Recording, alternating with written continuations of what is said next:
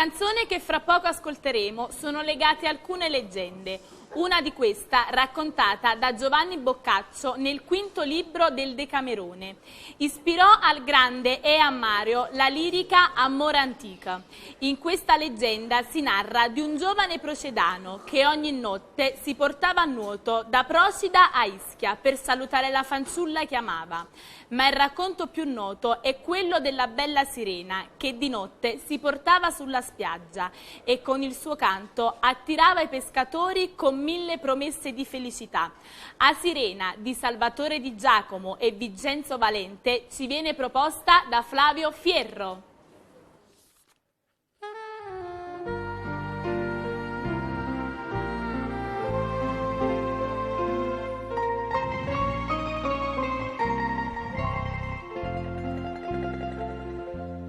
Quando la luna affaccianna s'asciera, passa il luce dall'acqua semmi, e c'è stenne d'argento novella, mentre il vento da sera sospira.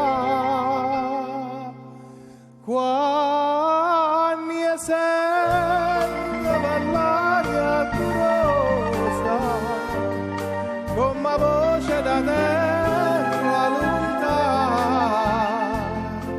lenta lenta suona una campana, d'anneruto mi mette a fuoco. Tutti mi dicono per sotto Procida si passa scansa da cancia e pericolo, che sta una femmina che incanta all'uomo, se chiami all'ultimo poi fa morire.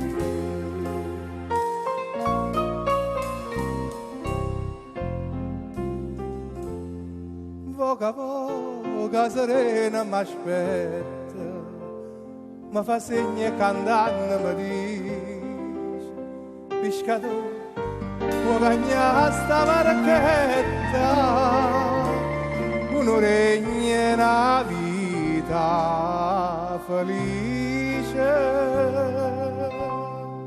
Poca fuori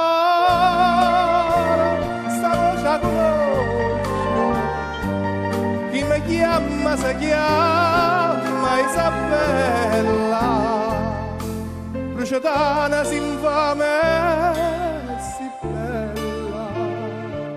e mi stia facendo morire. Una voce amabile trema per l'aria, ma è tutto inutile, non mi può vincere. Saccia sta femmina che sotto Procida, cantata all'uomo ne fa rumare. Cavo, cavo,